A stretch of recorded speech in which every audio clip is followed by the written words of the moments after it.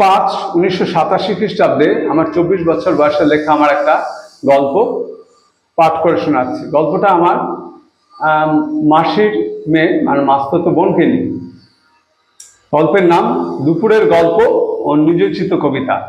দুপুরে খাওয়া দাওয়া সেরে বিশ্রাম নিচ্ছি, আমার 8 বছরের মাস্তুতো বোন সোমা বেমক্কা প্রশ্ন করলো, তুমি টেচার দেখেছো? বাবার না খুব সুন্দর একটা টেচার আছে। আমার এই 24 বছরের জীবনে টেচার বলে কি বস্তু তা কখনো শুনিনি। সেটা খায় কি মাথায় লাগায় তাও বুঝতে পারছিলাম না। মাথা চুলকে উত্তর দিলাম, না এরকম জিনিস তো কখনো শুনিনি। টেচার দেখনি, বাবা দাড়ি কামায়। এতক্ষণে ব্যাপারটা পরিষ্কার হলো, রেজাল্ট। সোমার ব্যাপার স্যাপারে ওই রকম, হঠাৎ হঠাৎ ওই ধরনের কথাবার্তা। এমনিতে সাধারণ বাচ্চার চেয়ে চতুর্গুণ চালাক চতুর। যা পাকা পাকা কথা বলে সোমা, মুখ দিয়ে কথার তুবড়ি ছুটছে।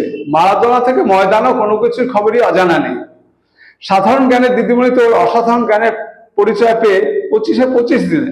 আমি সোমাকে একটা কথা বলতে যাচ্ছিলাম, সোমা হাত পা নেড়ে বললো, শরীরটা ভীষণ খারাপ, ছোটদা ভাই বেতোয়া গেছে, মারামারি নেই, দুপুরে খেজুর পাড়তে যাওয়া নেই। আমি বললাম, দুপুরে রোদে রোদে ঘুরে বেড়াস নাকি? সোমা মুখ বেঁকে বললো, আমার কত কাজ, পাখি খুঁজবো, পাখির ডিম খুঁজবো, খেজুর পারবো। প্রকৃতি প্রেমিকা সোমা, পাখি, বিড়াল, ইঁদুর ইত্যাদি নিয়ে ওর প্রকৃতির রাজ্য গড়ে উঠেছে। আমি বললাম, দুপুরে তুই কি কি করিস? পাখির ডাক শুনি, পাখির বাসা খুঁজি। জানো তো, একবার না আমি একটা মুনিয়া পাখি মেরে ফেলেছিলাম, কুচকুচে নীল রঙের একটা মুনিয়া পাখি। বাসা থেকে তুলে আনতে গিয়ে হাত থেকে পড়ে যেতেই ছিনাদ বিড়াল খেয়ে ফেলেছে। আমি বললাম, কিরকম ঠোঁট বলতো পাখিটার? ইয়া মস্ত বাঁকানো ঠোঁট, ওটা মুনিয়া নয় রে, মৌটুসি। আমি শুধরে দিই, মুনিয়াকে মৌটুসি বলা হয়। সোমা খুব একটা সন্তুষ্ট হলো বলে মনে হয় না।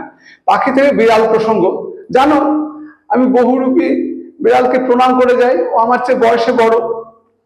বিড়ালকে প্রণাম করে যাস? সোমা আমাকে অবাক হতে দেখে আরো যেন অবাক হয়। বাহ, প্রণাম করবো না? গুরুজন ব্যক্তি। বিড়াল কি ব্যক্তি হয়? হয় না, বড় হলেই গুরুজন ব্যক্তি। অকাট্য যুক্তি, খণ্ডন করা যায় না। তুমি কুচ্ছটিকা দেখেছো? কিরকম দেখতে? বুলবুলি দেখেছো? বুলবুলির মতোই, মাথায় শুধু একটা ঝুঁটি আছে। ওটা কুচ্ছটিকা না রে। ও ভুল হয়ে গেছে, উচ্ছটিকা। উচ্ছটিকা কিছুই নয় রে, ওটা সিপাহী বুলবুল। না, আমার বন্ধু বলেছে উচ্ছটিকা। সোমার গলায় প্রতিবাদের সুর। জানো, একবার আমার মতিভ্রম হয়েছিল। কিরকম? জেজিদের পেয়ারা গাছটায় প্রতিদিন অনেক টিয়া আসে। আমি ছাদে উঠে ওদের দেখতাম। একটা টিয়া আমাকে প্রতিদিন লক্ষ্য করতো। আমি একটা কায়দা করলাম, একটা পেয়ারা আর লঙ্কা নিয়ে ছাদে দাঁড়িয়ে থাকতাম। জানো তো, টিয়া পেয়ারা আর লঙ্কা খুব ভালোবাসে। অনেকক্ষণ টিয়াটার জন্য অপেক্ষা করতাম। 1 মাস ওই রকম করেছিলাম, তবু টিয়াটা হাত থেকে পেয়ারা আর লঙ্কা খেতে আসলো না। মতিভ্রম না বলো? চিনি মাসি বললেন, সোমা না কবি হয়ে উঠেছে, গল্পও লিখেছে। রাজকন্যার গল্প লিখেছে সোমা, রাজকন্যা আর পাখিকে নিয়ে গল্প।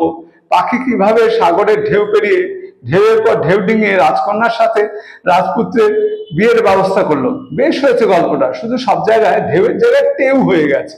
আমি বললাম, তোর একটা কবিতা শোনা। পাথরকুচি গাছের তলে, থোকায় থোকায় জোনাক জলে, কুকুরকড়ির ঝাঁপি থেকে মাটির পুতুল একে একে বেরিয়ে এসে নাচছে খালি, গুবড়ে পোকা দিচ্ছে তালি। আমি বললাম, এটা তো সুনির্মল বসুর কবিতা, একটা স্বরচিত কবিতা শোনা। বাপরে কি ডান পিটে ছেলে, কোন দিন ফাঁসি যাবে নয় যাবে জেলে। এটা তো সুকুমার রায়ের কবিতা। সময় বা রেগে ওঠে, please come to my, go to my down, not a fire. রেগে গেলে এই সময় সব ইংরাজি বলে। একটু বাদে মেজাজে ঠান্ডা হলে বলে, একটা নিজচিত কবিতা বলবো। এতক্ষণে ব্যাপারটা বুঝলাম। আমি বললাম, স্বরচিত মানে কি বলতো? স্বর মানে অন্যের, আর চিত মানে লেখা। তাহলে নিজচিত কবিতাটা বল। এক যে আছে টিয়ে, তাকে রাখতে হয় শেকল দিয়ে, না হলে সে পালায় উড়ে, বন পেরিয়ে অনেক দূরে। আমি সোমাকে রাগাতে বললাম, এটাও তুই লিখিসনি? সময় আবার বিদ্রোহী ওঠে, বিদ্রোহ চারিধারে, বিদ্রোহ আজ।